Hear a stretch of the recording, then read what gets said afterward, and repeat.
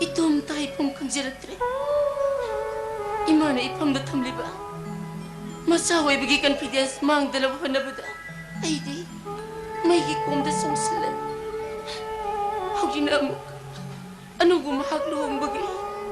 Ahan ba hings ni karigino? Ay busok yung malagtag na haliba. Baba.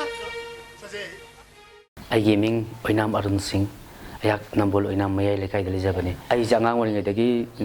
na natsakidar tawjare ado Hindu jani sangita ay mu second year pass ta matunda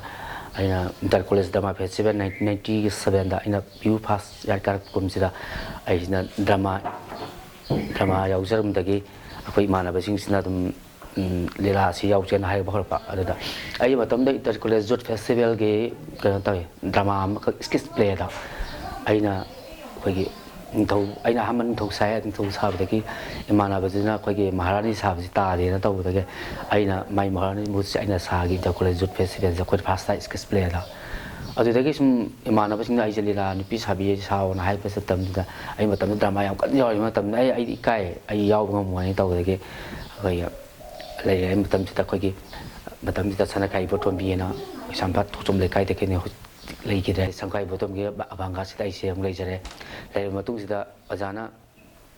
hila jinang pai sao haya da ina ojai sao ngamoi ana haya adu kai banang man tar ga dinang dum yawro adu man da tar ga dinang jum da haidok no haibate ge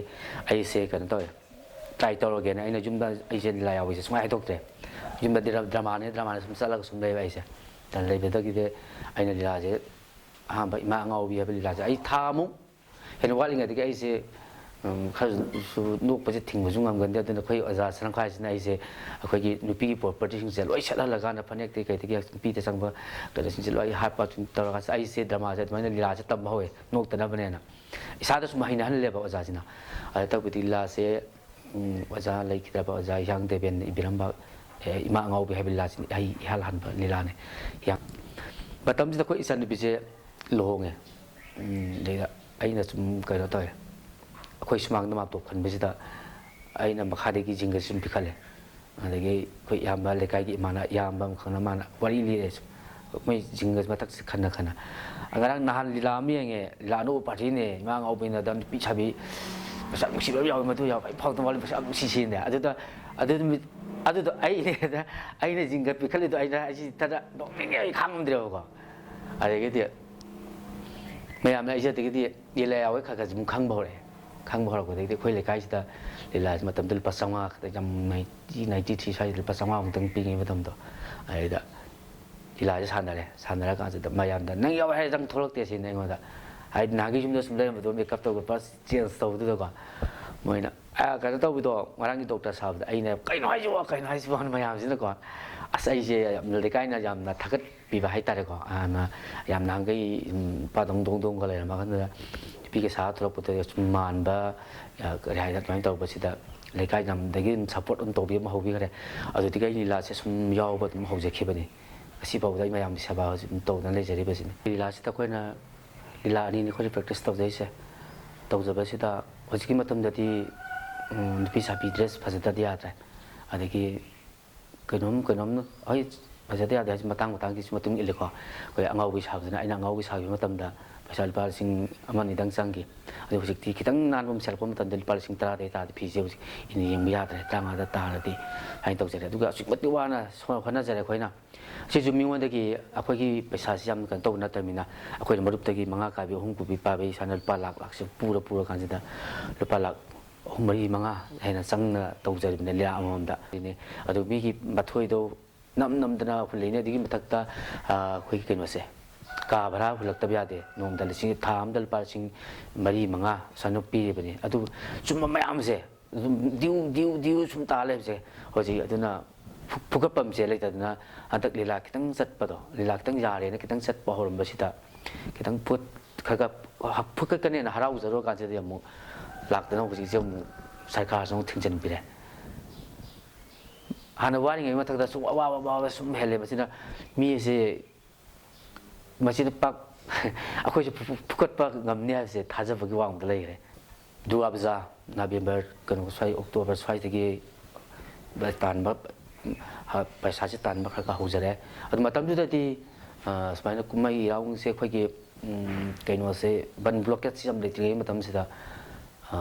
नोंद chair थी तौरमे नुटी साने लीला से अयाम कोई सनाई भक्त याद कुंती के यौरप स्वाद नोंद सो अनी अखोगी जौसंग सीजन नतबसीदा कोई कुंती कहीं तौर लीला से नोंद निथिल सानरनी चेयर थी से नुदांग सानरनी हजती बन ब्लॉकेट लेसनगी इरांग से पैखा की थिंब खोप मैम से नोंद सो जौसंग मनुंगी सो नुंतिन अयुक पुंग तामाथोय स्वाइदे हौदना लास्ट वाजे सो मंगा सानरक तारगदि खोय नुंदांगे पुंग अमा मखाय अनि स्वाइदे खौय अहिंगे स्वाइतो सानजरकपदुना मयामगे सभा सुम तौजरकपसिना हौखिबदगे केरोदा कोविड लाखरे लाखपदगिदि अदुम खोय आर्टिस्ट मोय याम नुंगाइखिदे हाबदि लेबाक की पृथ्वी को थबक खुदी तोान कहो तब नम साउद यादे ममा की यौसंग लोब निमित थिंग्रे लीला से थिंग 2020 थिंबने 2000 नत्र 19 से 19 फौगी ममांग से तानजरब सेल से दुआ बाजार की हौरेको हौरकान मरक्त पैखा की खितंग गैप लेर जौसंग हौरपना जून जुलाई अगस्त मचिन फाइबोक्सीद अखोना पैसाद तानजा हौबसिंगदुना री सीजन से अखोना सिजनब पैसासिंगदो अखोगी यूम की मेंटेन तब सिजनदेब अदुबो हौखिब 2020 पैखा की कनो से कोविड लापदगी थिंगिबदगी अखोसे आई इसा इथन नतना मणिपुर लेब आर्टिस्ट को लीला की फिल्म की प्रोग्राम थिंख्रे इसे सकब कईदोब पुलप थिंबसिंगसिना प्रॉब्लम से हद खर फरे नौ तौरे खर फरे तौर था खाई था चलमे थिंजलपसीदी कई हाइदम खंद्रे अखोना साइड हाइजगेको अखोगी मरमत मेकअप कईदोब चलमीको हजिकी कहो तौरपनीना मेकअप कई है अयाम चत्रे अखोना लेसे खुंगंगनेको खुंगंग अगर ही होब हईरुद्रमीना सूम तौरक्ट्रमीको आर्ट मैमद कथोना सूम तौर लाबनीना हईहौद्रबनीना अखोगी अचुक वायब मीग मानबद्रबनीना कई पांगन यम कलेना कई थबक सूरनी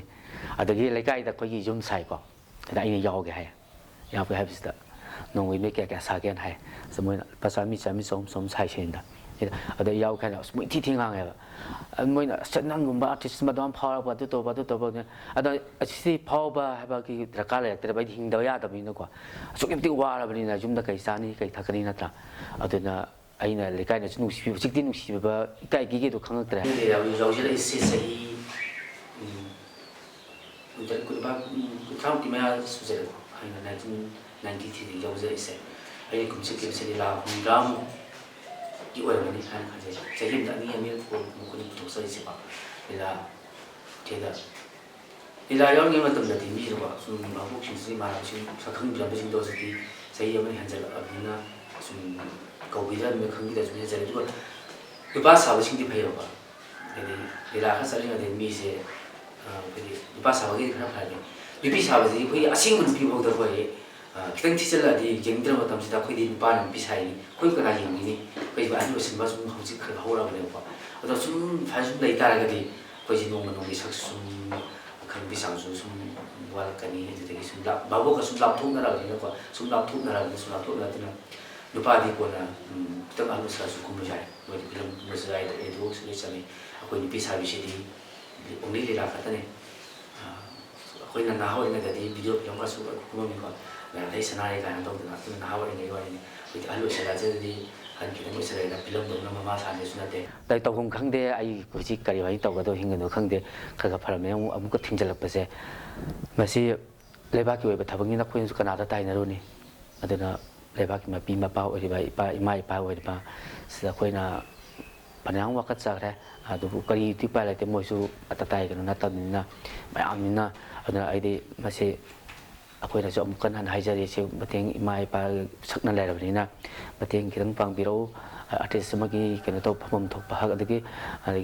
ꯄꯥꯡꯉꯛꯀꯅꯤ ꯍꯥꯏꯕꯁꯨ ꯊꯥꯖꯕꯁꯨ ꯂꯩꯖꯩꯀꯣ ꯑꯗꯣ ꯑꯩꯈꯣꯏꯒꯤ ꯆꯤꯐ ꯃꯤꯅꯤꯁꯇꯔꯒꯤ ꯃꯣꯏꯒꯤ ꯂꯤꯞ ꯐꯟꯗꯒꯤ ꯀꯩꯅꯣ ꯇꯧꯅꯤ ꯀꯥꯏꯅ ꯑꯩꯈꯣꯏꯒꯤ ꯀꯥꯎꯟꯁꯤꯜꯅ ꯇꯧꯔꯀꯥꯟꯁꯤꯗ ꯄꯩꯁꯥ ꯇꯦꯡꯕꯥꯡ ꯄꯤꯒꯅꯤ ꯀꯥꯟꯗ ꯑꯩꯈꯣꯏꯗꯤ ꯚꯣꯇꯔ ꯀꯥꯔꯗ ꯑꯗꯒꯤ ꯑꯥꯏꯗꯤ ꯑꯩꯈꯣꯏꯒꯤ ꯀꯩꯅꯣꯁꯤꯡ ꯄꯥꯟ ꯀꯥꯔꯗꯅꯆꯤꯡꯕ ꯃꯣꯏ ꯐꯣꯇꯣ ꯀꯩꯅꯣ ꯇꯧꯔꯒ ꯊꯥꯖꯤꯜꯂꯣꯅ ꯊꯥꯖꯤꯟꯈ꯭ꯔꯦ ꯑꯗꯨ ꯍꯧꯖꯤꯛꯐꯥꯎꯒꯤꯗꯤ ꯀꯥꯟꯅꯕ ꯑꯝꯇ ꯂꯩꯇ꯭ꯔꯤ